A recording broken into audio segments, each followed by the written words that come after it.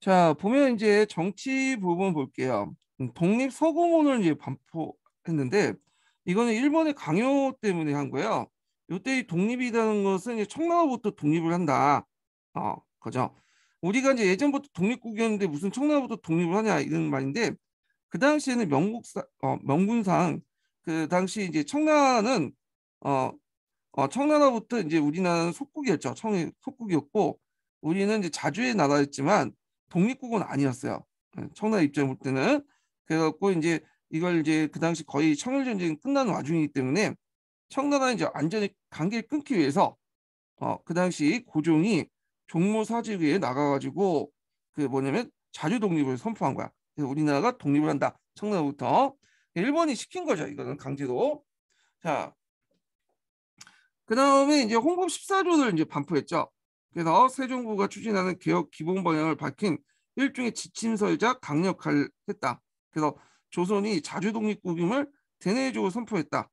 자, 여기 이제 대략 두 가지 목적이 있는데 자주 독립과 근대 국가의 시작을 명분으로 청국의 간섭 배제와 왕실 약화가 있고 그것이 이제 그것이 일본이 조선을 독점 지배하는 왕족과 조선의 국권을 무력화하기 시키는 거다. 무력화하기 위해서이다. 그러니까 겉으로는 청나라부터 독립한다는 해놓고는 실제로 이제 일본이 우리나라를 장악했다. 이런 목적에서 이제 했다는 거죠.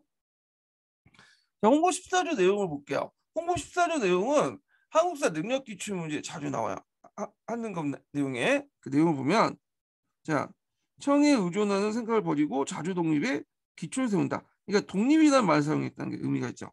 예전에는 자주만 썼는데 이제 독립이라는 말을 썼다. 네. 그다음에 왕실 전범을 제정해서 왕이 계승 법칙과 종전의 종친과 외척을 구분하는 어, 왕의 법칙과 종친과 외척과의 구별을 명확히 한다. 그래서 이제 종친과 외척의 어떤 정치 참여를 금지시킨다. 이런 내용이죠. 예, 민주정권 관련된 내용을 보시면 돼요. 그다음에 임금은 각 대신에 의논하고 정사를 행하며 종신이나 외척의 내정 간섭을 용납하지 않는다. 그리고 왕실 사무와 국정 사무를 서로 혼돈하지 않는다. 예. 그 2, 3, 4번은 일본의 의도가 상당히 많이 반영됐다. 이렇게 보시면 되고요. 그다음에 쭉 넘어가서 7번을 보면 그 당시 조세의 징수와 경비 징수는 탁지하문에서 가능한다. 이 탁지하문에다가 나중에 이제 탁지부로 개명이 돼요. 이거요. 그 다음에 이제 있고 그 9번 내용을 보면요. 그 왕실과 간부의 1년 회계를 예정하여 재정의 기초 확립한다. 이건 뭐와 연결되냐면 회계법 제정하고 연결돼요.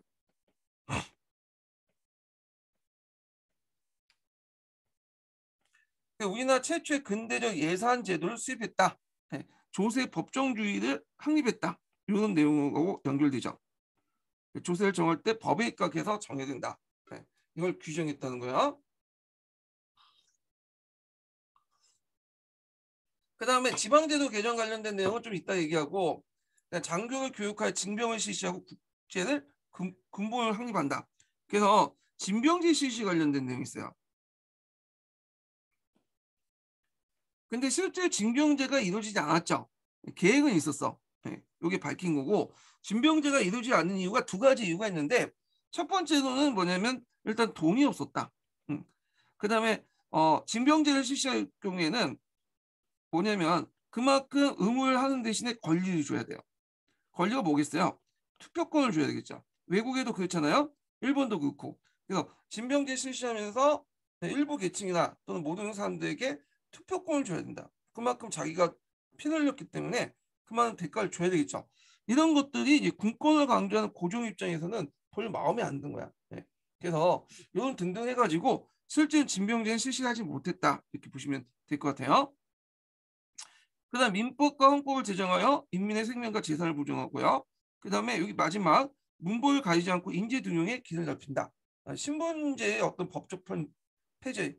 그다음에 이제 뭐 인재 등용 관련된 내용이죠. 자, 그래서 이런 내용들 좀 보시면 되고 그다음에 이제 중앙관제 쭉 있는데 요거보다는 제가 따로 정리하고 나서 부족한 부분을 좀 할게요. 보충자료 보는 게 훨씬 나아갔고 자, 내용을 볼게요. 자, 여기 보면 이제 이 그 개혁 내용을 전반적으로 일본식으로 제도를 개편했어요.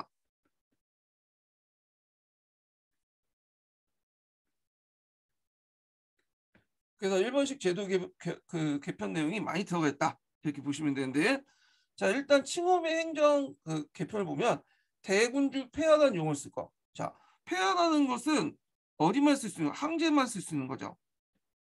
예전에는 전하라고 했잖아요. 예전에는 전하는 왕한테 하는 거고, 용 황제만 할 수 있는 거야. 그래서 이걸 통해서 이제 중국부터 독립을 이제 좀 강조했다. 청구부터 독립. 그다음 의정부를 파라문에서 칠부로 개편했다.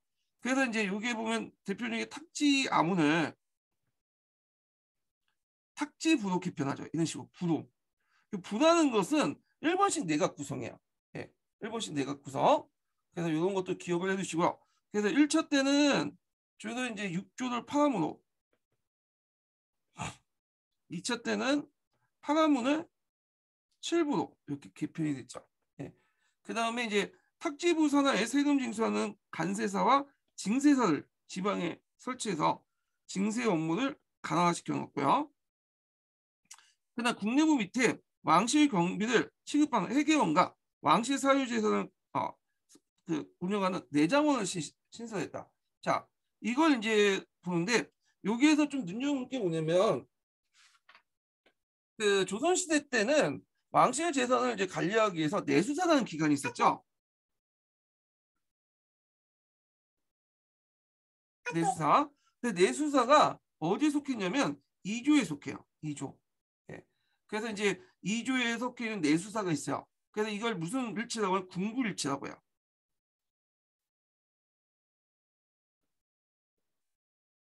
궁이라는 건 왕실 그 재산과 부라는 것은 그 국가 그 재정을 일치시킨 거야. 왕실 재정과 국가 재정을. 근데 이제 이 군부일치 이렇게 했다가 나중에 1차 가부개혁 때는 요 내수사를 이제 2주가 아니라 이 재정과 관련된 거잖아요.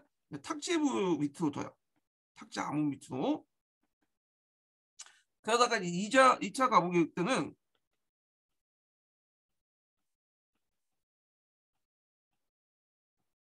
요 내수사가 등급이 올라가. 네. 그래서 격이 좀 올라서 이걸 내장으로 바꾸죠. 내장으로. 그리고 요걸 이제 뭐냐면 탁지하문이 아니라 어디로? 네. 국내부 밑으로 들어가게 돼요. 그러면서 이때부터 이제 군부일체에서 이제 뭘로 바뀌냐면 군부 분리로 바뀐다. 요거 좀 기억을 해두시면 될 것 같아요. 그래서 탁지부 장관은 주로 국가재정, 공식재정을 이제 하게 되고 그 다음에 이제 뭐냐면 내정원, 왕실재정은 국내부에서 관할한다. 군부 분리 이런 것들이고 자 이런 것들이 이제 뭐냐면 뒤에 강무개혁 때 확실하게 굳어지게 되죠. 예, 이런 과정들 좀 기억을 해주시면 될 것 같아요. 그래서 신설보다는 내수사가 내장으로 이름을 바뀌었다, 좀 격상됐다 이런 것들이 좀 정확한 표현이겠죠. 자, 그다음에 지방간제도 일본식으로 다 개편이 돼. 일본 행정구역으로. 그래서 8도를 23부로 개편하고 337구로 개편되죠. 그래서 지역을 쪼개요. 소지역주의를 채택했다. 이렇게 보시면 될 것 같고요. 그 내용을 좀 볼게요. 여기 252번을 좀 볼게요.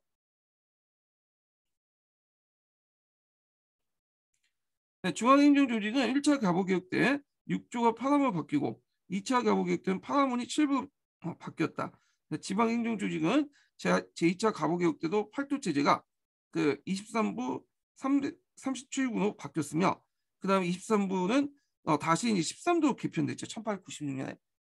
그래서 이제 이 내용은 다시 이제 좀 뒤에 정리할게요. 그래서 요거 관련된 내용이 기출문제 나왔어요. 네, 기출문제 나오고 이게 이제 원래 8도 입산부 했다가 다시 13도로 개편돼요.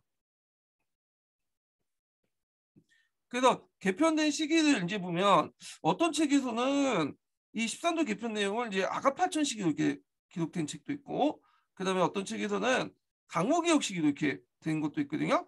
근데 시기적으로 보면 아간파천이 맞아요. 근데 강호개혁이 많기 때문에 그냥 두 개 그냥 동시에 알아두세요. 예, 어떻게 나올지 모르니까.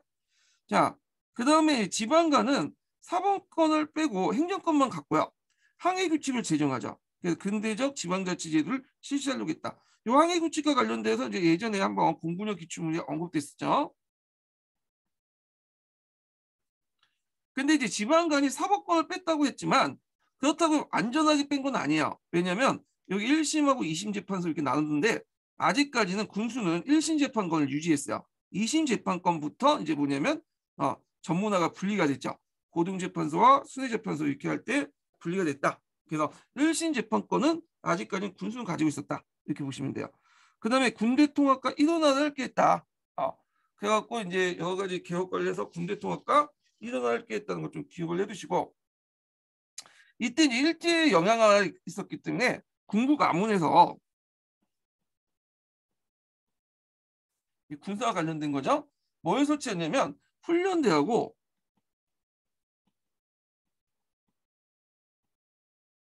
시위대를 설치했어요.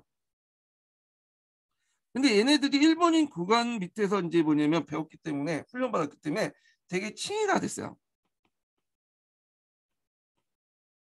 그래서 나중에 을미사변 때 이 훈련대가 또 동원되기도 하거든요. 일본 애들한테. 그래서 이제 친위화된 부대다 이렇게 보시면 돼요. 그렇지만 이제 훈련대 중에 일부는 대부분 친위화되지만 한 10% 정도는 누구하고 연결되냐면 훈련대 일부는 정동 군악부 세력들과 연결돼요. 그러니까 이 정동 군악부는 친미 친러세들을 얘기하거든요. 그래서 좀 일본에 대항하고 그런 측면이 있어요. 그래서 요거는 좀 나중에 개혁하고 이제 연결됐던데 그때 얘기 좀 해보고요. 자, 그다음에 훈련대 학중이 사관 양성소를 설립해서 박용호가 추진했지만 박용호 실가구에서 결국에는 안 됐다. 그래서 이건 기억을 해두시고, 그래서 상대적으로 볼 때는 군사 개혁이 소홀했다. 그럴 수밖에 없는 게 일본의 입장일 때는 군사적 측면 강화시킬 필요 없겠죠. 조선 나중에 자기가 먹으려고 하는데 군대를 강화시키면 걸림돌이 되잖아요. 자, 그래서 이제 이런 측면에 볼 때 이제 이거는 타율성론의 또 근거가 돼요. 갑오 개혁은 이제 뭐냐면 일본의 강요 때문에 시작됐다 이런 것들과 연결시켜서 이제 보시면 될 것 같아요. 그다음에 이제 여기 보면 이제 고종의 교육입국 조서를 반포하죠. 요 내용은 뒤에 이제 교육 관련된 내용 할 때 좀 얘기하고 요거는 기출 문제에 나왔던 거죠. 그다음 신교육 실시, 그다음에 한글 사용 장려, 그다음에 이식이 아니라 의식이죠, 의식. 네. 이런 것들을 강화시키고 한성사범학교 설립. 요것도 예전에 한번 시험 문제 나왔던 거죠. 그래서 오늘날 서울대학 서울교대 전신 그래서 맨날 튀어나오면 징징대는 학교 있잖아요. 예, 거기 전신 학교인데 저는 초등교사들 양성하기 위한 건데 요게 예전에 시험 문제 나왔어요. 예. 그다음 외국어 학교 간제 마련 이런 것도 있고요. 그다음에 아까 얘기한 것처럼 우리나라 최초의 근대 예선 제도인 회계법을 제정했죠. 그다음 상리국가 유기전을 폐지하고 이런 것도 있다 이렇게 보시면 돼요. 그래서 유기전은 앞에서 얘기한 것처럼 금난 정권은 이제 유기전의 금난 정권 1차 개혁 때 왜냐면 폐지됐지만 여기 유기전 자체는 2차 개혁 때 폐지됐어요. 요거 좀 기억을 해주시고요. 자, 그래서 요 내용들 갑오 개혁 내용들 파악을 해주시고 여기는 거의 대부분 이제 그 관련된 내용인데 여기는 없는 내용만 좀 얘기할게요. 중앙간제에서 이제 중추원 설치를 했는데 중추원은 실권이 없는 내각 자문기구예요. 근데 우리가 이제 중추원 하면 그 독립협회가 주장했던 중추원 있죠. 요걸 생각하죠. 예비 의회 기구. 근데 그 전에도 중추원이 있었어요. 그래서 이 중추원을 다시 개정한 것이 이제 뭐냐면 의회 기구 기능을 갖고 있는 입법 기능을 갖고 있는 그 내용이야. 그래서 신중추원 간제거든요. 그러다가 나중에 또 중추원을 또 개편을 내갖고 또 입법권을 빼버리죠. 자문기구 격화돼. 그래서 왔다 갔다 해요, 중추원이. 자, 그 다음에 이제 여기서 눈여겨볼 게 뭐냐면 북옥 9년의 다양한 행정구역을 군으로 통일해요. 네. 그리고 있고 그 다음에 아까 이제 말한 것처럼 간세사와 징세 설치 부분을 좀 보충 설명하면 중앙의 탁지부 아래에 세금 징수를 관장한 간세사를 설치하고요. 지방은 9년 단위 행정기관에 분리하여 징세사를 설치했다. 이렇게 보시면 될 것 같고요. 그 다음에 이제 경찰권을 일원화시켜 행정과 분리시키고 경무청 간제를 제정했다. 이런 내용도 같이 기억을 해두시면 될 것 같아요. 자, 그래서 이제 있고 그 이에 넘어서 군사제도는 뭐 그렇게 볼 건 없죠. 예, 그 기존의 친군형 제도를 폐지하고 아까 얘기한 것처럼 훈련대, 시위대 같은 걸 설치를 했고요. 그리고 각 도의 병영이나 수용을 폐지하고 이에 소속된 군인들을 모두 해산했다. 예. 교육제도 개혁 관련된 내용은 이제 좀 볼게요. 그래서 교육 관련된 제도 내용인데 요 관련된 내용이 예전에 기출에 나왔죠. 1차 가보개혁, 2차 가보개혁, 3차 가보개혁 특징도 있는데 이걸 좀 보면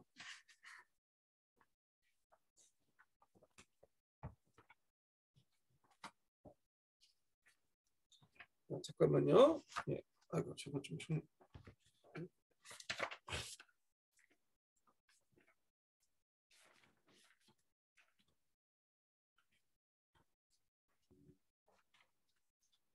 자, 교육과정 제도를 볼게요. 전반적으로 교육제도 관련된 내용을 보면 전반적으로 일제시대 때는 동도서기가 제일 중요한 가치였어요.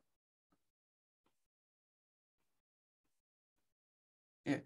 그래서 동도서기 때 이제 그 바탕으로 해갖고 이렇게 했는데 자, 동도서기를 바탕으로 해서 이제 했는데 잠깐 이제 동도서기 가치가 폐지됐다 했어. 이게 언제냐면 제2차 가보개혁이야.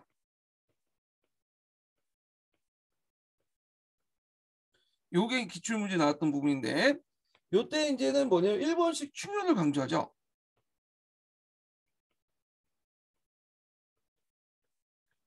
그래서 이제 우리식으로 유교 윤리를 강조하는데 1번씩 충효야. 그러니까 우리 같은 경우에는 충과 효는 좀 다르거든요. 효라는 것은 절대적인 거죠. 그래서 이게 효는 절대적이기 때문에 변하지 않는 거야. 그래서 천륜 같은 건 버릴 수 없잖아요. 부모와 자식 간의 관계는. 근데 충이라는 건 상대적인 거야. 왕이 신하의 관계는 왕이 왕다워야지만 이게 충성의 대상이 되는 거야. 그래서 우리가 왕이 왕답지 못하면 바꿔치잖아. 반정이 가능하죠. 일본 같은 경우 달라요. 이 효의 개념을 충과 연결시켜. 그래서 부모님과 대하는 것처럼 군주와 군주를 대하라. 절대적으로 인식해. 아무리 군주가 나쁜 일을 해도 이거는 이제 반박의 대상이 될 수가 없는 거죠. 이건 일본식 충효를 강조했다. 이게 좀 다르고요. 교육 입국 조서를 공표했다. 자, 그래서 이제 이런 내용들이 들어가 있어요. 일본식 충효하고 어떤 이제 시무 관련된 내용들, 이런 내용도 있고요. 그 다음에 아간판천 이후에는 다시 동도서기, 기존의 교육과 새로운 그 근대 교육을 같이 하는 그런 내용도 있었다. 구분 신청 관련된 내용이죠. 자, 이렇게 이제 보시면 될 것 같아요. 자, 그래서 이제 그 쭉 내용이 있는데 요게 교육제도가 여기 뒤에도 있고 이렇게 해서 좀 정리가 안 되더라고요. 그래서 하나 합쳐놨어야 되는데 요걸 이제 심화과정 내용을 중심으로 좀 볼게요.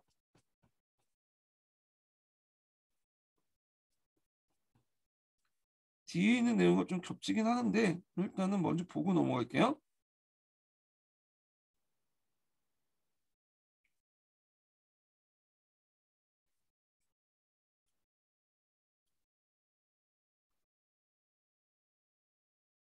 자, 그래서 이제 교육제도는 크게 1기, 2기, 3기 이렇게 나눠볼게요. 가복 2차 가복 전에는 1기 볼 수 있고 그 다음에 가보기역까지는 2기 봐야 되겠네요. 가보기역 2기. 그 다음에 이제 여기는 2차 가보기역은 3기 이렇게 보고 그 다음에 다시 아간파천 때는 4기 이렇게 보죠. 그 1기하고 2기, 4기는 정형적인 동도서기 교육이죠.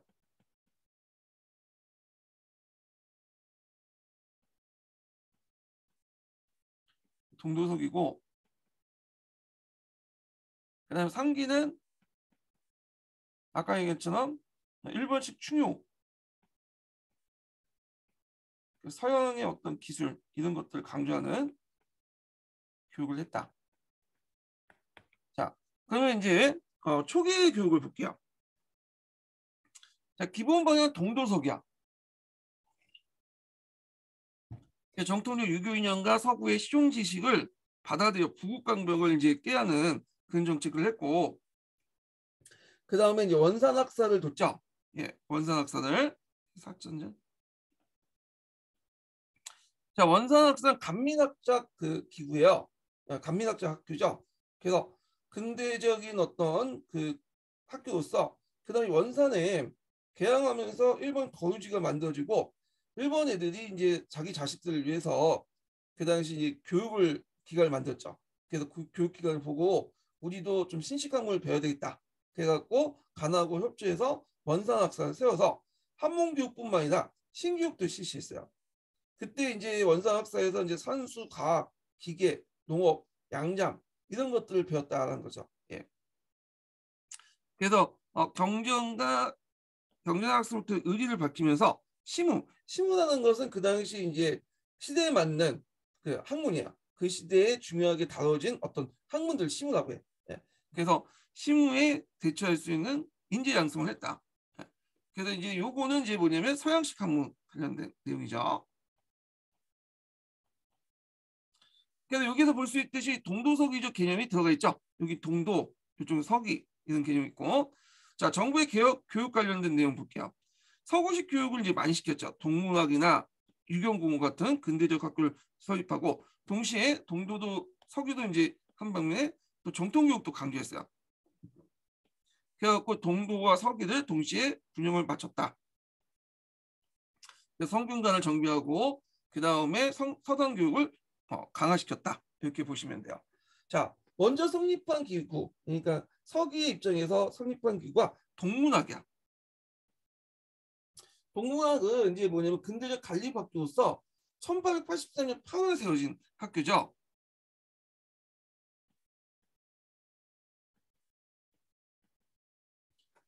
그래서 이제 그 당시 이제 이곳에 외국어를 설치했어요. 요 약간 이제 그 중국에서 양모 운동할 때 동문학이 있었거든요. 중국에서도 외국어 교육관이 있었어. 예. 하여튼 요거 있다가 나중에 이제 폐지를 하고요. 요 대신에 이제 세워진 게 유경공원이에요. 유경공원. 자, 유경공원인데 유경공원 1886년에서 1894년까지 있었던 그 뭐냐 관립학교죠. 근대식 관립학교. 그래서 여기 보면 이제 유경공원은 자원과 우원 이렇게 두 개 나왔고 자원은 젊은 문무 관리들을 이제 했고 우원들은 주로 양반 자제들을 이제 했어요. 그러니까 주로 이제 양반 자제들이나 관리들을 대상으로 했다 이렇게 보시면 되겠죠.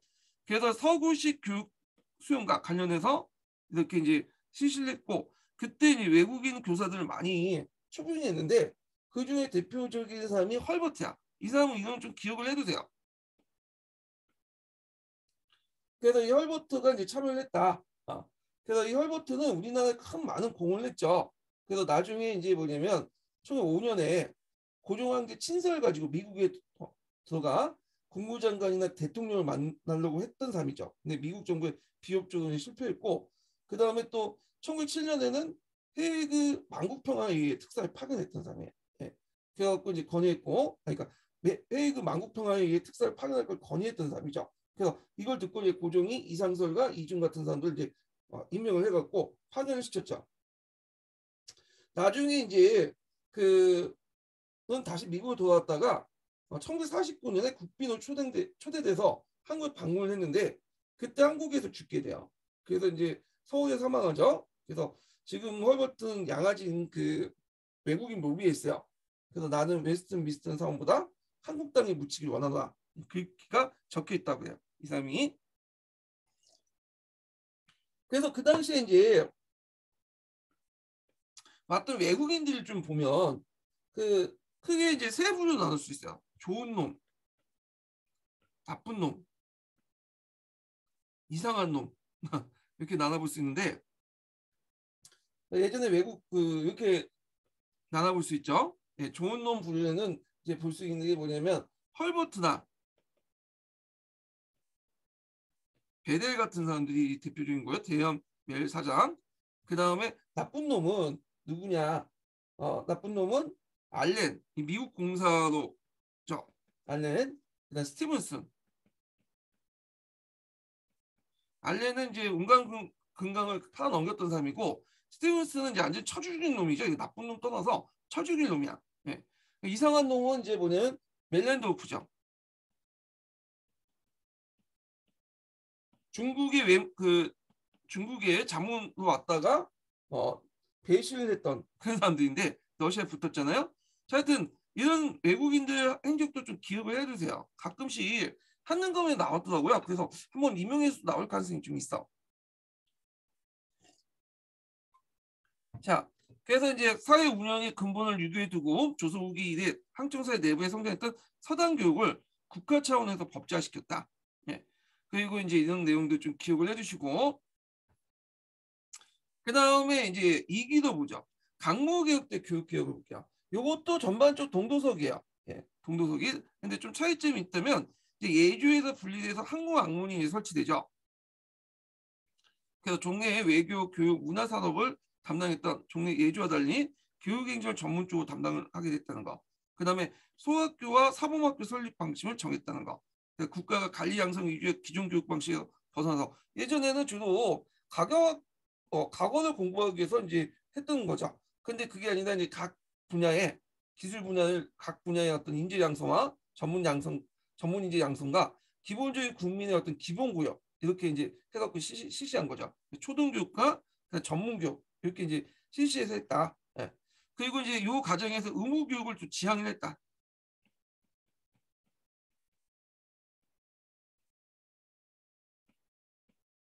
그래서 각 분야의 인재 선발과 국민으로서 갖춰야 할 초등교육에 집중했다. 이렇게 보시면 될 것 같아요. 그래서 교육 비중을 의리와 시무약조, 그러니까 동도석의 입장에서 똑같이 두었다. 정통교육과 신식교육의 조화를 추구했는데 요건 이제 학문의 간제 보여요. 근데 상기로 넘어가면서 이게 좀 바뀌죠. 요때만 좀 약간 이상했어.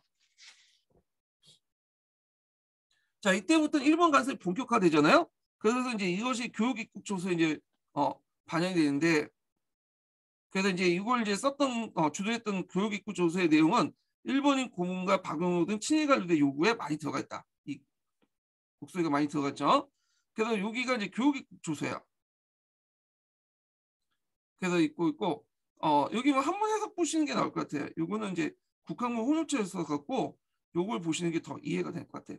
요게 예전에 기출사로 나왔기 때문에 좀 한번 읽어보시고요. 자, 여기가 강조되는 게 뭐냐? 요거 외워두셔야죠. 근대 국민 육성을 목표로 강조하고 정통교육의 의미가 빠졌어. 그러니까 우리가 종종 생각하는 동도서기가 아니라 이제 서기만 강조하는 거야. 그리고 이런 이단으로 서구식 시종감, 그 다음에 일본식 충효만 강조했다.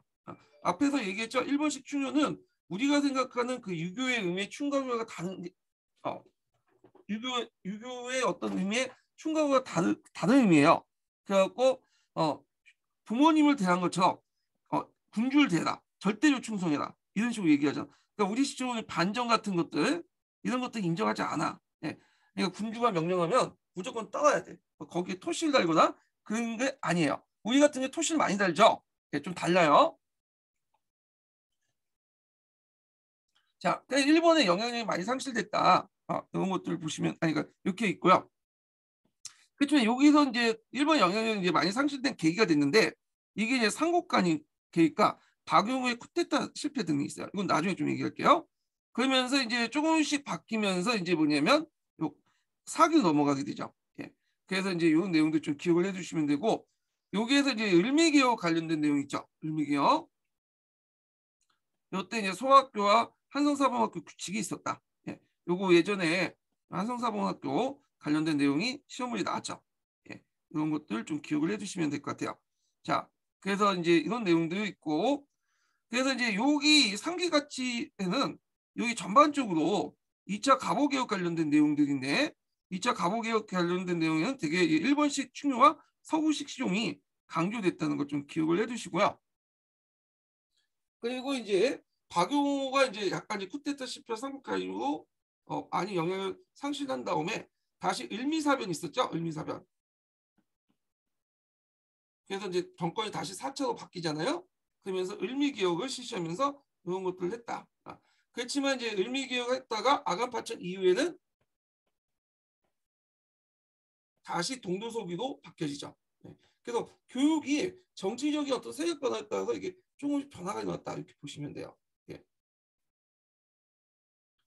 자, 그래서 아간파천 이후에는 다시 동도서기로 바뀌었죠.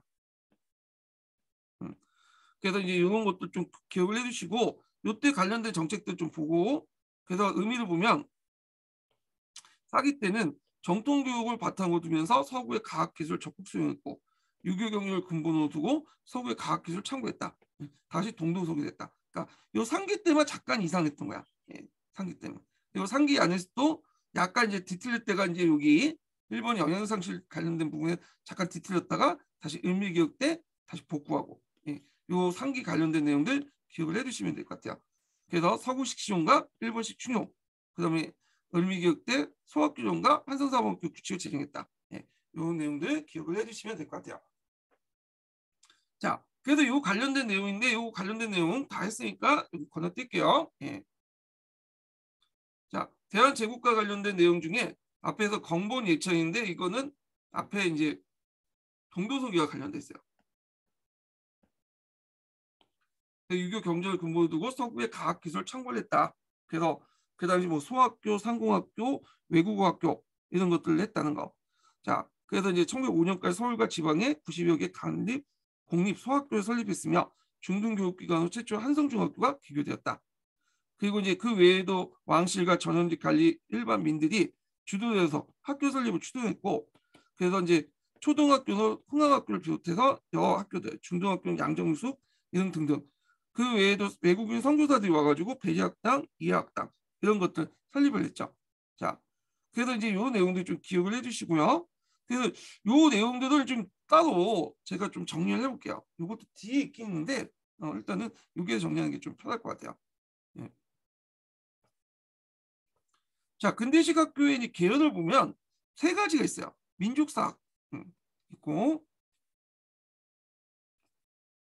민족사학도 있고, 그 다음에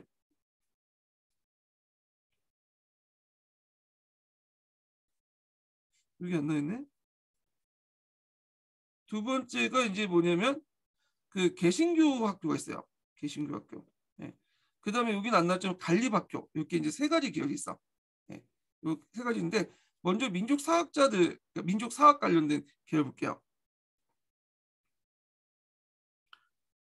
자, 근대 교육이 민족운동의 기본의 본질을 인식해서 주로 전직관리나 각 지방의 유지되는 중심으로 했고, 그래서 예국 개몽 운동기에 거의 5천여 개가 존재했죠. 그리고 국민교육회가 결성돼서 국권의 계몽단체로서 활동을 했고요. 그 교육 내용은 민족의 정통하니까 예국식 강화야. 네, 관련된 내용. 그래서 신학문과 민족교육을 번영시킨 동두석의 교육이었다. 그래서 서양 학문과 사상, 우리나라 역사와 지리를 중심으로 국문을 강조했다는 거. 자, 그리고 이제 울산제약 체결 위해 민족의식을 국권회복 의지를 강조했고 변식체조도 해갖고 이제 예전에 국민체조처럼 이게 뭐냐 그래서 병사들이 사용했던 그 체조가 있어. 그걸 이제 학교에서 가르치는 거야. 그래서 그와 함께 군사훈련도 같이 했던 거죠.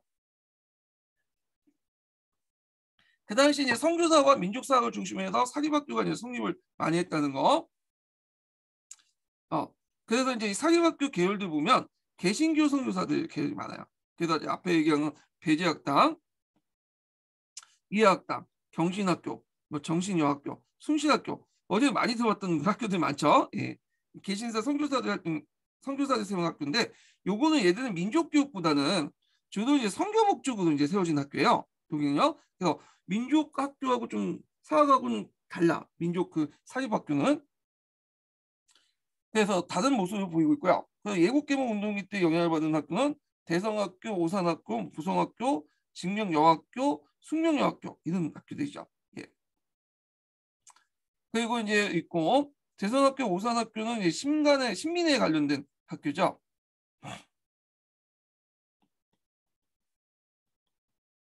보성학교 같은 경우에는 이거는 이제 보성학교 기성회가 이제 뭐냐 했는데 이게 대학으로 만들려고 해서 이거 실패했고, 요거 나중에 이제 지금 고려대 전신 학교예요. 여기는 진명여학교는 진명고등학교 지금 있죠?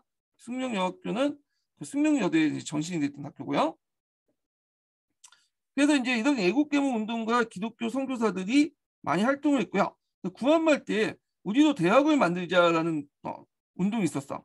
그래갖고 그때 이제 숭실학교, 이학당, 경신학교에 대학부가 설치됐어요. 그러니까 대학부라는 건 뭐냐면 정식은 대학은 아니지만 그 학교에다가 고등부하고 대학부라는 커리큘럼을 둔 거야. 대학부 커리큘럼. 그러니까 정식 대학은 아니지만. 그래서 대학 교육을 일부 실시했다. 이렇게 보시면 되죠.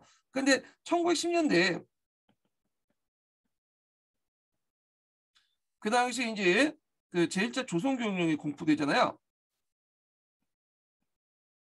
그 이때 이제 대학 교육 자체를 이제 뭐냐면 못하게 되죠. 이 내용이 없으니까. 그래서 이제 이렇게 이제 대학부 내용들은 없어지고 다 전문학교 내용으로 개편돼요. 예. 그래서 이렇게 있었지만 이제 구한말 때는 그런 게 있었다. 이렇게 보시면 될 거야. 자, 그래서 있고 그 다음에 이제 이 내용 중에 일제가 이제 사립학교가 많이 만들어지고 특히 민족 사학자들이 아니 민족 그 사학들이 많이 만들어지니까 사립학교jon가 그래서 교과용 도서 및 학회정을 공표해서 사립학교 설립과 운영을 통제하죠. 역사 시간을 축소시키고 독자적 역사 교과서 편찬을 금지시키고요.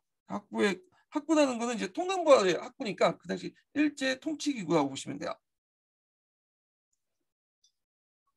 학부의 검정을 받은 서적을 이용하고요.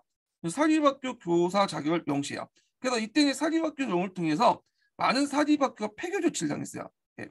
그래서 이렇게 이런 것들 좀 기억을 해주시면 돼요. 그래서 그 당시 이제 관리학교, 사립학교 운영 중점 내용 보면 대개 보면 이제 관리학교들은 이제 근대식 교육을 시키는 데 목적이 있고요. 그 다음에 이제 사립학교 중에 민족 사학자들, 민족 그 사립들 있죠. 개화 지식인들이 만든 그런 사람들 민족의식 육성과 그다음에 근대식 교육 관련된 게 있고 선교사들은 주로 이제 얘네들은 성교를 목적으로 한 거야. 민족 그 근대 교육을 시키면서 성교를 목적으로 했다. 기독교 성교나 이런 걸 목적으로 했다. 이렇게 보시면 될 것 같아요. 그래서 밑에 내용을 보면 관리학교는 실용적인 인재 육성으로 가야 지식을 세운 육성을 목적으로 했고 개화 지식에 세운 사립학교는 예국적 인재를 길러 나라를 지키려고 했고 반면에 선교사가 세운 학교는 자유와 평등 및 기독교 윤리를 보급하는 데 힘썼다. 이렇게 있고요. 그때 이제 만들어진 학교들 쭉 있으니까 이렇게 좀 봐두시면 될 것 같아요. 이런 것들에서 한번 정리를 해봤고요. 예. 자, 그러면 이제 다시 가보기로 넘어가죠. 왔다 갔다 하는데 일단 편제가 그렇게 돼서 하는 거니까 좀 이해해 주시고 자, 2차 가보개혁은 하다가 중단이 됐어. 이게 이제 이것도 이제 정치적인 어떤 것 때문에 중단이 됐는데 대내적인 어떤 정치적 상황이 변화돼서 이제 중단이 됐는데 대내적인 거는 삼국 간섭이죠. 근데 여러분 알다시피 이제 러시아를 중심으로 삼국 간섭이 이루어지잖아요. 그러다가 일본이 삼국 간섭을 받아갖고 요동반도를 다시 적나라하게 돌려주죠. 그래서 그런 것들을 보면서 이제 일본도 별게 아니구나라고 이제 그 당시 보이게 돼 국내적으로. 그래서 민실파들이 이제 일본보다는 일본이 약한 걸 틈을 타서 러시아와 미국에 접근을 하게 되죠. 예. 그래서 그런 것들 있고 그러다가 이제 개혁을 주도했던 박용호가 정변을 이제 깨한다는 혐의를 받고 실각을 해요. 예. 이때 이제 박용호가 쿠데타를 이제 깨했다는 설이 있었어요. 그때 이제 박용호가 원래는 초창기 때는 일본하고 좀 친했거든요. 일본하고 좀 친했어. 근데 이제 2차 가보개혁을 추진하면서 점점 일본하고 사이가 뒤틀어지기 시작한 거야. 왜냐면 이 박용호가 일본의 뜻대로만 움직이지 않아요. 그러니까 이제 이거에서 일본이 점점 박용호를 뭐냐면 의심하게 되고 박용호가 이제 쿠데타를 일으킨다는 소문이 들면서 그걸 계기로 해서 박용호가 실각할 때 그냥 내버려 그래갖고 그냥 내버려 둬버려. 그래서 이제 박용호가 실각하니까 잠시 이제 민실파들이 정권을 장악해요. 민실파들이 그리고 나서 제3차 김홍식 내각이 구성이 되죠.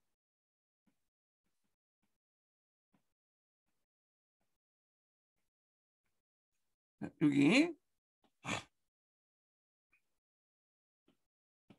자 그래서 이제 삼국 간섭이나 이런 박용의 정변 등등 해서 3차 김홍직 내각이 구성이 되는데 요 3차 김홍직 내각은 친러파 내각이에요. 친러 친미파 내각이죠.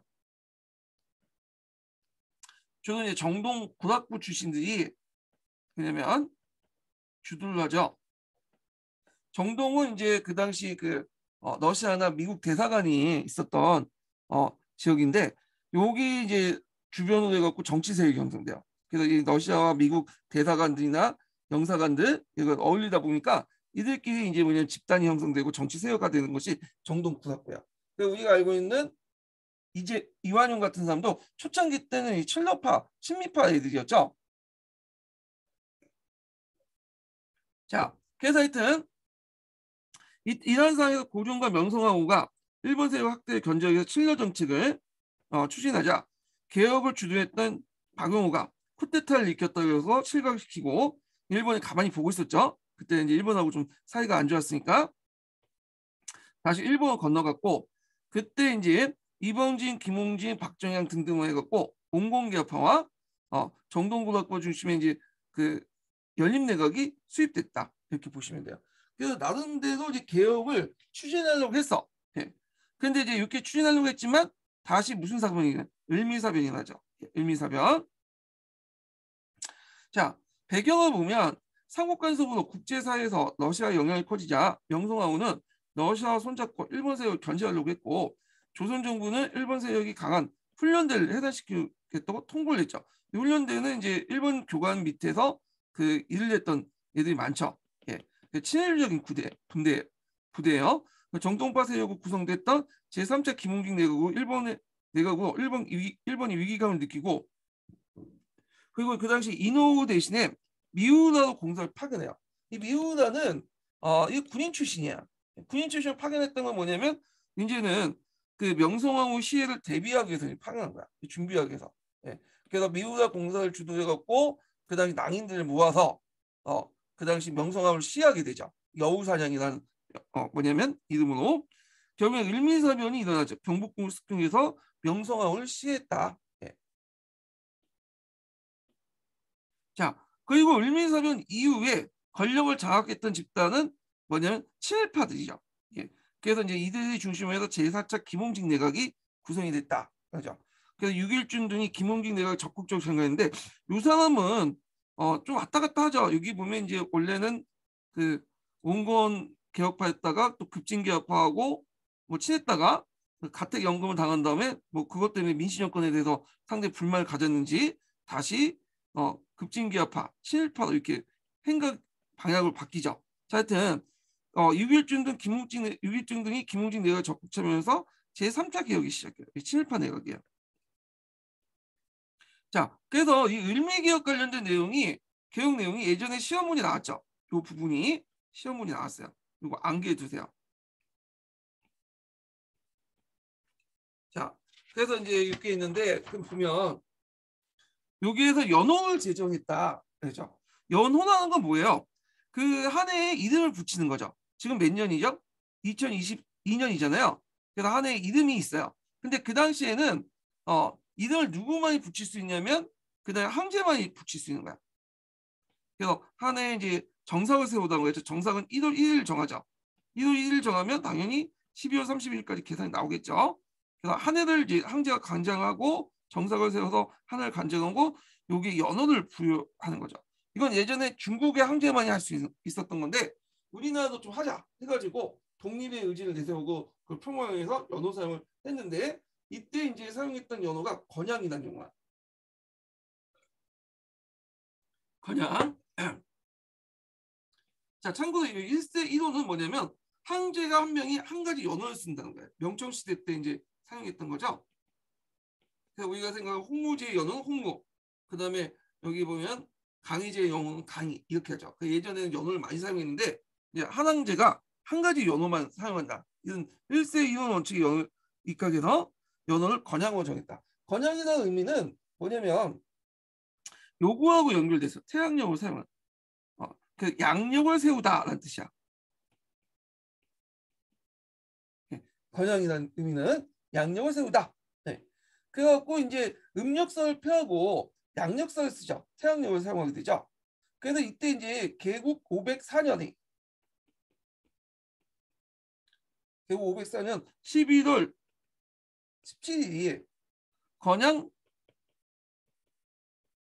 원년 1월 1일로 바뀌어. 양력으로 이렇게 바뀌면서 그러면서 12월 달하고 여기 중간에 있는 내일이 싹 사라졌죠. 예. 그래서 이게 음력설인데 이게 양력설이야. 양력. 이게 음력을 했고 음력설이 아니라 음력이고 이게 양력으로 이렇게 바뀌죠. 예. 그래서 태양력 사용과 함께 연호도 그거에 맞춰서 건양이라는 걸 사용했다. 이렇게 보시면 돼요. 그 다음에 단발령을 공표했죠. 이게 제일 뭐냐면 반발이 많았어. 그래갖고 이제 앞에서 이제 아가파천 앞에 을미사변하고 단발령이 나중에 을미의병의 배경이 되긴 하는데 을미사변보다는 단발령 공포가 제일 컸던 것도 있어요. 왜냐면 을미사변에서 명성황후가 죽은 거에 대해서는 뭐 약간 분론이 있었지만 명성황후 자체가 예전에 별로 백성들에게 좋은 이미지를 가지고 있지 않았어요. 예. 그래서 사치나 부리고 민실 쪽도 이제 뭐냐면 해집고 다녀갖고 별로 안 좋았는데 자기 머리가 된다니까 머리 자른다니까 이거에 대해서는 상당히 반발을 하게 되죠. 그래갖고 이제 단발령이 상당히 중요하다. 그래갖고 이때 이제 고종이 솔선수범해서 단발하고 양복을 착용하니까 이때 이제 의병들이 이걸 보고 봉기를 하죠. 오두간단 찹불벌가 이 최익현이 했던 말인데 내 목을 칠지언정 내 번이 깎을 수 없다. 호경에 나온 신체 발부 수지부모다. 이런 얘기를 하면서 일어났던 거야. 이 단발령. 그래서 단발령하고 명성황후 씨의 을미사변이 을미의병하고 관련돼 있죠. 요거 배경이 됐던 건데 예전에 시험 문제 나왔던 거 기억을 해두시면 될 것 같고요. 자, 그다음에 군대를 개편하죠. 군제 개편. 자, 훈련대를 해산해서 친위대와 진위대로 나누죠. 친위대는 중앙군, 진위대는 지방군. 훈련대는 친위화된 부대지만 그 일부 사건이 그 훈련대 일부 세력들이 저기 개화파 정동국학과 연결돼 있어요. 그래서 나중에 충생무 사건이 터지는데 이거 예전에 시험 문제 나왔죠. 이 충생무 사건에 누가 연루되냐면 훈련대 일부 세력들과 연결돼. 그 친일 부대지만 일부가 그 당시 이제 정동국학과 연결됐기 때문에 충생무 사건에 개입을 하게 되고 그래서 이걸 계기로 해서 훈련대가 해산됐다. 이렇게 보시면 될 것 같아요. 그다음 소학교가 설치되고요. 그다음 종독법을 실시했죠. 소학교 영은 그 전에 이미 2차 가보개혁 때 이제 공표했던 거고 요때 이제 소학교가 설치됐다는 거. 그다음 종독법인데 이제 천연두 예방 목적으로 이제 접종을 했죠. 강제원에서 가난을 했고 그 다음에 우편사무가 개시됐죠. 그래서 전국에 우체사가 설치됐다. 이렇게 보시면 돼요. 자, 이 우체사는 그 홍영식이 처음에 이제 도입을 했잖아요. 그래서 갑신전변 때 폐쇄되었다가 다시 이제 뭐냐면 우체사무가 개시됐다. 이렇게 보시면 돼요. 예. 그래서 이제 요 개혁 내용들 꼭 기억을 해두시고 요게 또 한 가지 첨가하자면 이 연호 관련된 내용 있죠. 연호. 그래서 연호인데 원래는 1세 1호는 이제 한항제가 하나밖에 이제 쓸 수 없는데 실제적으로는 고종 때 연호가 두 개가 있어요. 건양이 있고 그 다음에 나중에 강무가 있죠. 건양은 이제 3차 때 사용했던 거고 그 다음에 강무는 이제 그 앞에서 강국개혁할 때 이렇게 했던 거고 그 다음에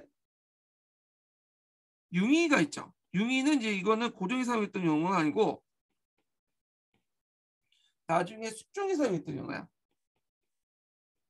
고종이 강제퇴위한 후에 숙종이 사용했던 용어가 1907년에 융의였다. 이렇게 세 가지 썼어요. 건양, 그냥 강무, 융의. 이건 세 가지가 있었다는 거 좀 기억을 해두시면 될 것 같아요. 뭐요? 자, 그래서 이제 이렇게 해서 이제 을미개혁 한번 끝났고, 자, 그러면 을미개혁 중단을 볼게요.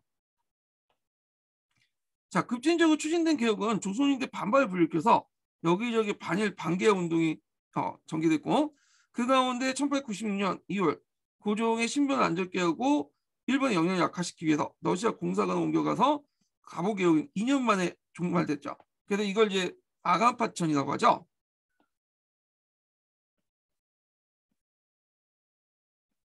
그리고 이때 이제 뭐냐 김홍진 내각이 붕괴돼요. 그리고 이때 김홍직은 이제 돌아가다가 이제 돌 맞아 죽게 돼요. 이 사람은 피하지 않고 있다가 그래서 이제 있고 그러면서 이제 아가파천 시기에는 다시 정동고등학교 애들이 대신 집권하죠. 얘네들이.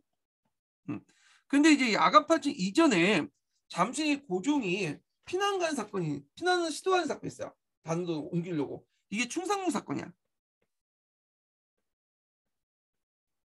아가파천 이전에 했던 건데 요게 이제 관련된 내용이 예전에 기출문이 나왔어요. 예.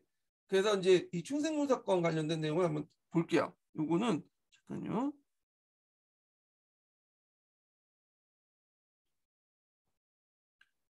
이거는 여기 보충자료에서 좀 볼게요.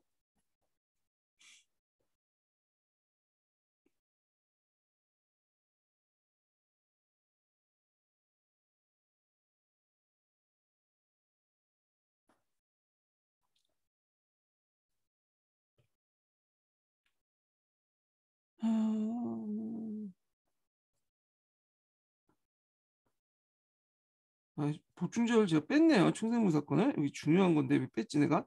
여기 있네 여기. 예. 충생문 사건. 요게 이제 기출문이 나왔던 거거든요. 예, 그 내용을 볼게요. 자, 이게 이제 그 나오는데 11월 28일 날 그 당시 시광경이었던 이범진, 시종 이치, 임충, 시병 임칠리, 탁지부사 이제 뭐 김재풍 등등이 주동하고 친위대 소속 중대장 남만리들. 친위대는 원래 친위대는 부대지만 그중에 일부는 이 당시 약간 정동국 세력과 연결된 사람도 있었어요. 그래서 이 사람들이 가담하여 민비시의 사건 이후 친일 내각에 포위됐던 고종을 완공받고 이어할 목적, 빼낼 목적으로 충생문의 담을 넘어서 왕국을 침범한 사건이 충생문 사건이에요. 예. 그래서 그 배후에는 이제 누가 있었냐면 정동고등학부 애들이 있었죠. 뭐 이범진, 이한용 같은 정동파 인사들이 많았고 거기에 이제 양국 공사도 있었고. 근데 이제 이 구황 이어 사건은 사전 누설 때문에 실패하고 말아요. 예. 그래서 이제 이렇게 해서 결국에는 이 주도했던 그 이범진, 이한용은 다 이제 뭐냐면 그 미국과 러시아 공사로 도망을 가고 그런 사건이 뭐냐면 충생무 사건이다. 이렇게 보시면 돼요. 충생무 사건이 일어난 후에 다시 뭐냐면 해를 건너서 1896년 2월 달에 아간파천이다. 이게 1895년에 일어났던 사건이고 그러니까 이제 이 충생문 사건은 아간판천 이전에 한번 그 고종이 러시아 고종이 그 뭐냐면 탈출하려고 했던 사건이다. 이렇게 기억을 해주시면 돼요. 이 고종이 탈출하려고 했던 사건이라는 거 좀 기억을 해주시면 될 것 같아요. 예. 요거 기출문에 나왔으니까 기억을 해주세요. 예. 자, 그 다음에 이제 갑오 을미기역의 의의와 한계를 볼게요. 두 번째 인증문 알려드릴게요. 두 번째 인증문은 57번이에요. 두 번째 인증문 57번. 예. 자, 크게 이제 타율성론하고 자율성론을 나눠볼 수 있죠. 타율성론과 제한적 자율성론을 나눠볼 수 있는데 타율성론을 보면 갑오 을미기역은 결국 일본의 강요에서 착수됐고 일본의 조선 침략이 용이하게 했던 체제 개편이다. 이런 내용이고요. 이에 반해 제한된 자율성론은 비록 일본의 간섭이 있었지만 그 당시 그 시작사상 19세기 밀란, 갑신정변, 동학혁명 등을 연결된 한국사의 내재적 발전 과정을 파악하려고 했다. 이렇게 보시면 될 것 같아요. 아까 인증번호 얘기한다가 얘기 안 한 것 같은데 인증번호 두 번째 인증번호가 77번이에요. 네, 두 번째 인증번호 77번. 예. 자, 그러면 이제 타율성론의 증거를 이제 볼게요. 일단 지세 급납파. 자, 그래서 지세 급납파 재정이 일어나 탁지함으로 이게 일어나시켰죠. 탁지부로. 그 다음에 이제 은본이 합해제도 개혁. 그 다음에 동양의 개정통일은 일본의 한반도 식민통치 기반을 마련한 의도였다. 그 다음에 이제 국내부의 의정부를 분리해서 왕실과 민비의 정치 참여를 배제시켰다. 그 다음에 상대적으로 볼 때 군사개혁이 미비했죠. 그리고 토지개혁과 상호진흥 등 관련 개혁이 부족했다. 이렇게 보시면 될 것 같아요. 예. 제한된 자율성론은 자 여기 나름대로 이제 강요를 받았지만 이런 이유로 우리 어떤 내재적 욕구에서 실시했다 이런 거잖아요. 그래서 이미 이제 일본 개혁 강요 이전에 갑신전변과 동학농민운동 영향으로 근대사 이해면 이한 체제 개편의 필요성을 제기했고, 특히 조선의 온건개혁파들의 관료도 중심으로 해갖고 교종청을 설치해서 자주적 개혁을 시도했죠. 일본이 하기 전에. 예. 그리고 정치, 경제적, 사회적 개혁인 전에서 제한적이나 그 자율성이 인정되는데, 대표적인 게 국내부와 의정부의 분리인데, 자, 요걸 이제 뭐 타율성 문제에서는 그 민심이나 고종의 어떤 그 정치 참여 폐지, 그 약화 이런 걸 했지만, 또 다른 책으로 해석하면 전제왕권 제한도 볼 수 있겠죠. 그리고 요때 또 이제 여기에 끊어서 읽어야 돼요. 예. 신분제 폐지, 4대 외교 폐지 이런 데 나름대로 개혁 성과가 있었다. 그다음에 개혁 추진 시기 때 일본과 청이 전쟁 중이기 때문에 간섭하지 않았다. 요거는 제1차 갑오 개혁 관련된 거예요.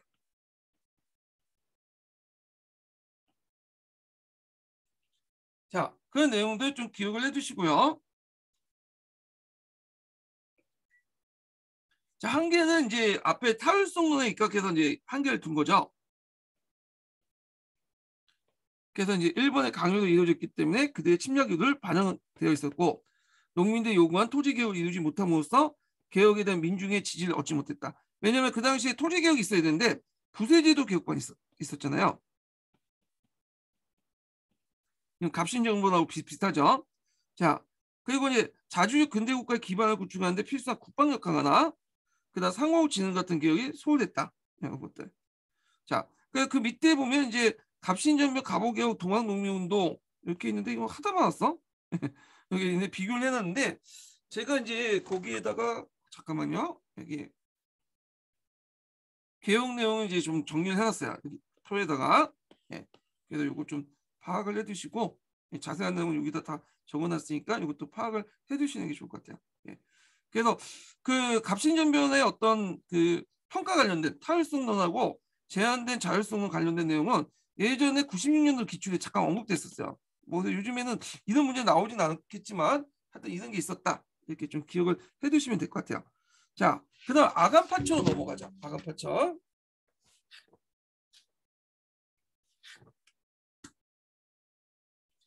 자, 아간파초는 1896년 2월달에 일어났죠. 근데 그 전에 그 충생문 사건이 나왔다고 했잖아요. 네, 충생문 사건. 그래서 충생문 사건이 예전에 기출문에 나왔다고 했죠. 그런데 그러면 이제 여기에서 이제 그 보면 아간파천의 의미를 볼게요. 아간이라는 건 그 당시에 그 러시아를 의미해요. 러시아 대사관은. 그 당시 이제 러시아를 아라사라고 했거든요. 그래서 러시아 대사를 아간이라고 했어. 파천이라는 건 뭐냐 하면 임금이 도성을 떠나서 다른 곳으로 피난 가는 것을 파천이라고 해요. 그러니까 아간 파천 말대로 러시아 대상으로 피난 가죠. 예. 그래서 이제 있고 그 당시 이제 그 아간 파천은 을미의병 진압에서 일본군이 충돌한 틈을 따서 그 당시 러시아 공사군으로 피신했죠. 그 전에 이제 충생무 사건이 있었고,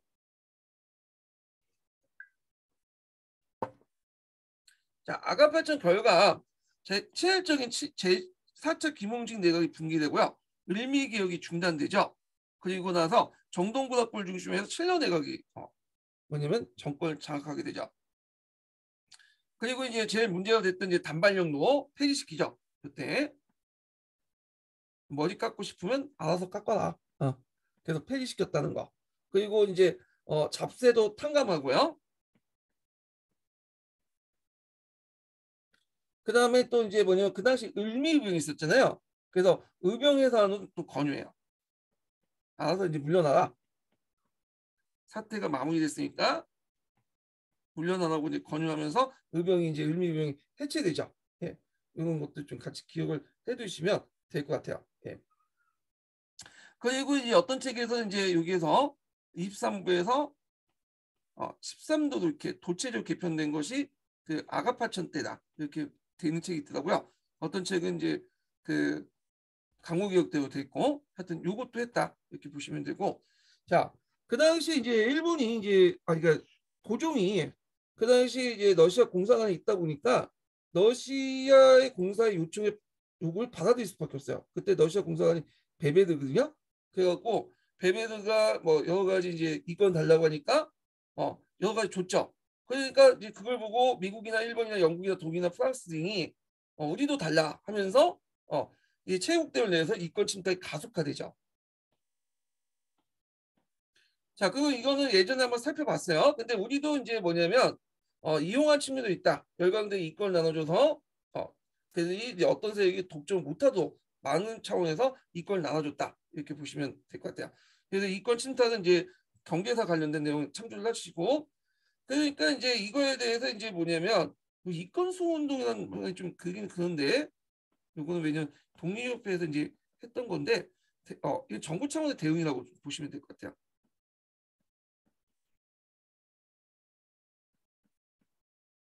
그래서 나름대로 나눠주지만 또 한편으로는 그 반반 기류도 정부 안에서 있었나 봐요. 그래서 이제 강상원물 국내부 이관에 이권 요청을 요구를 거절하는 시도도 있었고 서북철도국을 설치했죠.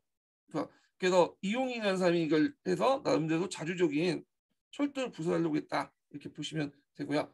자, 그리고 이제 아가판천 시기부터 해갖고 강호개혁이 행했던 그 시기 있죠. 요 시기가 이제 되면 세역군영 시기야. 되게 1896년부터 해서 너일 전쟁 직전 1904년까지가 그 당시 러시아와 일본 간의 세력 균형 시기죠. 러시아는 이제 정치적으로 이제 우위에 있었고 일본은 경제적으로 우위에 있었잖아요. 자, 그래서 이 시기에 있었기 때문에 우리가 나름대로 개혁을 할 수 있었던 거야. 강무 개혁이.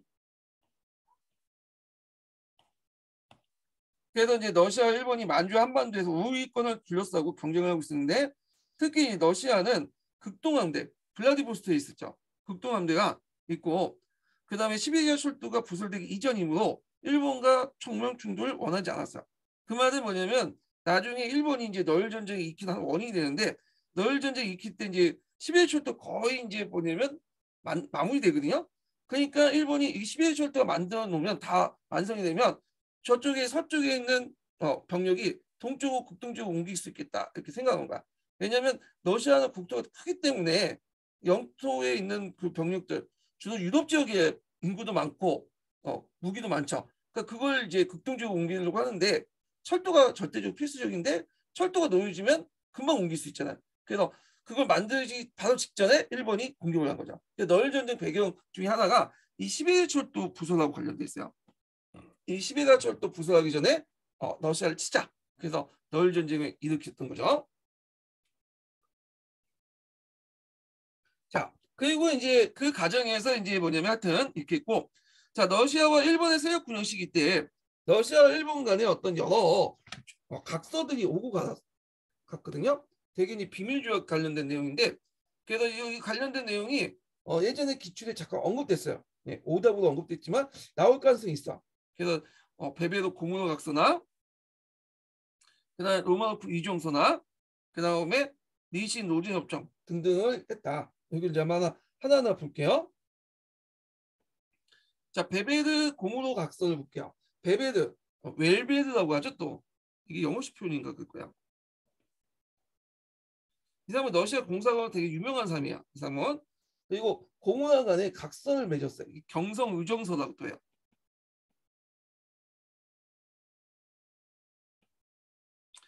자, 여기 보면 내용을 보면요. 일본은 아간파천과 7년 내각을 인정하고 한반도의 러시아의 정치 우위를 인정하죠. 일본은 조선의 전신선과 일본 거주민 보호 명목으로 군대를 계속 주둔시킬 수 있고 러시아도 일본과 맞는 동수의 군대 주도권을 일본부터 인정받죠. 그래서 이 조약은 그 당시 일본과 러시아 간의 어떤 세력 균형을 이루는데 중요한 역할을 했다. 이런 것도 기억을 해주시고요. 자, 그 다음에 이제 두 번째가 뭐냐면 노마노프 의정서예요. 네, 노마노프 의정서. 자, 이 노마노프 의정서는 이제 니콜라이 2세 대관식 때 이뤘어요. 그때 이제 많은 사람들이 니콜라이 2세 대관식에 참여했는데 그때 뭐 이제 조선 대표, 일본 대표, 중국 대표 등등이 이제 참여를 했죠. 그때 러시아가 중심으로 해갖고 얘네들 개별적으로 접촉을 했어요. 네, 그래서 러시아와 조선 간에 협약을 했고 그 다음에 중국과 협약을 했고 일본과도 협약을 했고 이렇게 했는데 이때 이제 니콜라 2세 대관식에 참여했던 러시아 중국 대표가 이홍장이었어. 그 이홍장하고 이제 어떤 것을 맺었냐면 중로 군사 동맹을 맺어요. 요거 예전에 몇 년 전인가요? 2, 3년 전에 그 한번 기출 예문으로 나왔던 건데, 그래서 청과 러시아가 일본에 공동 대응하겠다. 그리고 나서 러시아의 동청철도 부술권, 이거 예전에 예문 나왔던 거죠. 그래서 시베리아 철도와 블라디보스토크 있는 철도 부술권이 있어요. 그래서 시베리아 철도를 넣고 그 시베리아 철도 연장선상에서 블라디보스토크에 있는 철도 부술권이 있는데, 요게 이제 일본 중국의 북만주와 연결돼요. 북만주에 연결되고 장충 이남까지, 장충성까지 연결되죠. 북만주까지 저번에 설명한 것처럼. 그래서 대전까지 연결하다가 그 못 연결시켜갖고 이제 나중에 남만철도 일본이 연결시킨 거잖아요. 요거는 그래서 동전철도 부술권을 획득했다. 요거 예전에 중국사 관련돼서 기출에 나왔던 거죠. 이 부분이 그때 이제 비밀 외교를 통해서 얻었던 거고. 그다음에 그 당시 그 니콜라이 2세 대관식에서 네, 일본인 대표 참여했던 건 야마가타야. 야마가타와 이제 뭐냐면 비밀 외교를 해서 갖고 맺은 게 노마노프와 야마가타 의정사야. 일본이 조선에 있는 전신선을 관리하는 대신에 러시아는 서울 두만강 하류 전신선을 가설하고요. 그 다음에 그 당시 너일 주둔군의 완충지대를 설정하자. 그래갖고 이제 했는데 이때 이제 일본이 제한된 선이 39도선이야. 한반도에 있으면 여기 그래서 여기 38도선 있죠. 북쪽에 39도선을 기준으로 해서 요 북쪽은 너네들이 가날 번이있고 그다음 요쪽은 우리가 먹겠다 이렇게 했는데 이렇게 이제 제안했는데 러시아가 이걸 제안을 거절했어. 이거 일본이 제안했던 거거든요. 그래갖고 이제 했는데 나중에 또 일본 반대로 러시아가 제안을 또 일본이 거부를 해요. 하여튼 요 완충지대 설정해갖고 여기에서 하려고 했는데 요건 이제 얘기는 나눴던 거고 실제적으로는 이거는 일본의 거절로 안 됐다 이렇게 보시면 돼요. 39도 관련된 내용은 예. 자, 그 다음에 이제 로마노프 민영왕인데 우리나라와 관련된 거죠. 민영왕이 그때 이제 니콜라이 2세 대관식에 가갖고 외무장관했던 러시아 외무장관 로마노프를 만나서 협약을 맺어요. 자, 군사 고문과 재정 고문을 파견한다. 예. 이건 이제 독립협회가 나중에 반대했던 건데 이거는 그때 반대했던 내용인데 이때는 노마노프와 민영이 협약의 내용을 바탕으로 이제 러시아가 이걸 파견했고 나중에 독립협회가 이제 반대도 해갖고 이제 물러났죠. 한려은행도 이때 이제 설치를 약속을 받아요. 그리고 러시아의 육상 전신선과 조선의 전신선과 연락을 하도가 연결했다고 보시면 돼요. 전신을 연결시켜갖고 한반도 쪽에와 이쪽과 연결시켰다. 한반도 쪽과 러시아 쪽에 연결됐다. 이렇게 보시면 되고 러시아 조선공항의 안전을 보장해줬다. 이런 내용들 좀 기억을 해주시면 될 것 같아요. 그래서 러시아를 이용해갖고 일본을 견제시키는 목적에서 했다. 이렇게 보시면 되겠죠. 그 다음에 니신 노젠협정인데 자 니신 노젠협정은 동경의정서라고 또 하죠. 동경의정서. 그래서 그 너일 양국이 대한제국의 주권과 완전 독립을 확인하면서 이제 서로 간의 어떤 그 균형을 인정해주는 그런 내용인데 자 러시아는 만주에서 일본은 한반도 우위에 인정한 마흔 교환론을 제시했다. 근데 이건 교환론이고 뭐냐면 이게 받아들이지 않았죠. 러시아가 일본이 제시했지만 이건 받아들이지 않았어. 그래서 그 당시 러시아는 만주가 먹으려고 했고 일본은 한반도를 먹으려고 했어요. 그래서 이또가 이 당시 그 교환하자. 너는 만주 먹고 우리는 한반도 먹자. 그런데 러시아가 이제 그거에 대해서 거부를 한 거야. 러시아가. 자, 하여튼 이렇게 있고 그리고 이제 그 여기에서 이걸 거부하니까 그러면 그냥 너일 양국이 대한제국 주권과 완전 독립을 확인하고 각자 가지고 있는 것들을 상호 승인한다. 이런 식으로 마무리한 거죠. 예. 그래서 이제 이런 내용들. 그래서 조선에는 1번 정치 경제 우위를 인정하고 러시아는 군사 재정 고문을 자진 철수하고요. 그다음 일본과 러시아는 모든 한국 내 내정 간섭하지 않으며 관리 파견 시 그 사전 합의하기로 이렇게 했죠. 그래서 이제 이 내용들 좀 기억을 해주시고요. 자, 그래서 이렇게 해서 이제 했다. 그 다음에 여기 안 나왔지만 위화도 사건 이후에 1900년이죠. 러시아 군대가 만주를 점령해요. 그래서 일본이 예전에 주장했던 이제 39도선 있죠? 39도선을 다시 거꾸로 러시아가 제의야. 요 만주도 확실히 장악해서 이제 39도선이라도 먹겠다. 해서 우리가 이제 분할하자. 그래서 일본에게 제안을 했는데 거꾸로 이제 이때는 일본이 거부를 하죠. 일본은 이때는 이미 한반도 전체를 장악하려고 했고 39도선만 이렇게 일본이 장악하면 그 이북 지역은 이미 러시아가 먹기 때문에 러시아가 내려올 수 있잖아. 러시아 군사력도 강한데. 그래서 그걸 막을 필요가 있었죠. 그래서 이런 것들과 연결시켜서 보시면 돼요. 예. 그래서 이런 내용들 좀 기억을 해두시고요. 자, 그 다음에 독립협회 넘어가죠. 독립협회. 자, 독립협회인데 독립협회는 예전에 시험 문제 잘 안 나왔다가 최근에 시험 문제 좀 나오더라고요. 예. 그래서 독립협회 이제 내용을 좀 보기 전에 이 독립협회가 어떤 위치에 서 있는가 이걸 좀 볼게요.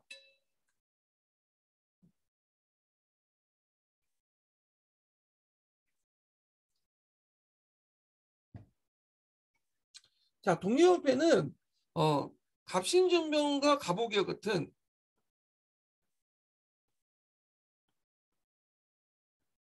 위로부터 흐른가? 그 다음에 밑에 있는 이제 임오군란이나 동학독립운동 있잖아. 요 아래로부터 흐름이 하나로 만나는 지점이야.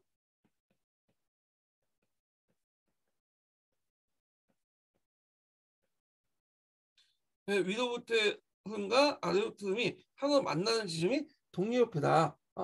그래서 뭐 그 한국 시민사회 바탕이 됐다. 다양한 그 계층이 참여해서 민중들이 적극적으로 참여했다는 거죠. 그래서 원래 독립협회는 관료 세력들이 이제 주도를 했다가 나중에 민중으로 바뀌죠. 예. 그래서 이런 그 있었고요. 그런데 독립협회는 좀 문제점이 있었던 게 뭐냐면 이때 독립은 이제 중국부터 독립이잖아요. 그러니까 중국의 독립부터 내세웠지만 실제적으로는 그들의 생각이 뭐냐면 친일내각들이 많아요. 예. 그래서 나중에 비판을 많이 받았고 그리고 이제 거기 보면 일본 관료들과 야합해 갖고 그런 것들이 좀 많아. 독립신문은 나중에 팔아먹고 그래서 많이 이제 뭐냐면 욕을 얻어먹었다. 그리고 또 서재필이 이 미국식 교육을 받다 보니까 뭐냐면 친영 성격이 강하죠. 그리고 상대로 반러시아 성향이 강하고 그래서 반외세인데 이 반이는 게 뭐냐면 반대 반자보다는 반반자다. 그래서 반은 이제 뭐냐면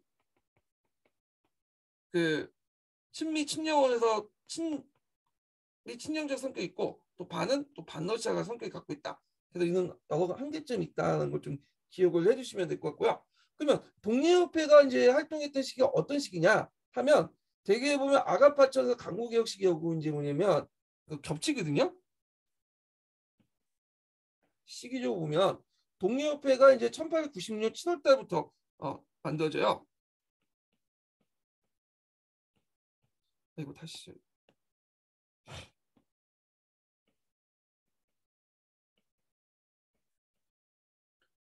1896년 7월 달부터 만들어지고 그리고 이 중간에 이제 강국개혁이 있었죠.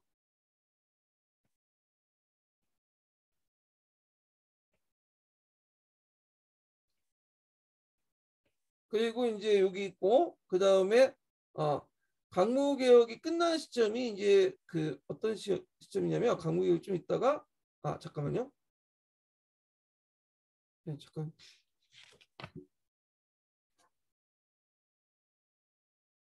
네. 그 강무개혁이 끝나는 시점이 1904년이야. 너울 전쟁이 끝나면서 이제 시작됐잖아요. 네, 끝났잖아요. 1904년에. 대한제국은 1910년에 망했고, 네, 요 시기였는데 대개 보면 이제 그 요 시기 때, 요 시기에 이렇게 있었고 이때 강국개혁이 진행하다가 독립협회가 언제 해체됐냐면 1898년에 12월 달 해체했죠. 요 시기. 그래서 강국개혁과 그 전에 이제 아가파천 시기에 중간에 있었다. 그래서 독립협회와 강국개혁이 처음에는 사이가 좀 좋았어요. 근데 이제 강국개혁하고 독립협회가 사이가 점점 멀어지죠. 대립을 하죠. 그럴 수밖에 없었던 게 뭐냐면 그 당시 독립협회는 민권을 강조했고요. 강무개혁은 국권을 강조했어요. 군권을. 그래서 근대화라는 과제는 동일하지만 이게 주도층이 이제 어떤 거에 따라 독립협회 민권, 강무개혁은 군권 이런 식으로 했죠. 독립협회는 민의 자발적인 어떤 그 결집을 통해서 근대화하자는 주장이고 이에 강무개혁은 강력한 군권을 통해서 황제권을 통해서 구시점을 삼아서 근대화를 하자는 주장이잖아요. 그러다 보니까 부닥칠 수밖에 없고 그것 때문에 이제 강무 정권부터 독립협회가 탄압을 받아 해체되죠. 예. 그래서 요거 과정을 좀 기억을 해주시고요. 그래서 대개 보면 강무 개혁의 한계는 이 독립협회 과정에서 나왔다고 보시면 돼요. 그 관계에서. 예. 요 내용들 파악을 해주시고 그러면 독립협회 관련된 내용을 보기도 하죠. 자, 독립협회는 앞에서 언급한 것처럼 누구부터 독립이에요? 중국부터 독립이야. 그럼 예전부터 우리는 중국 독립 안 했냐?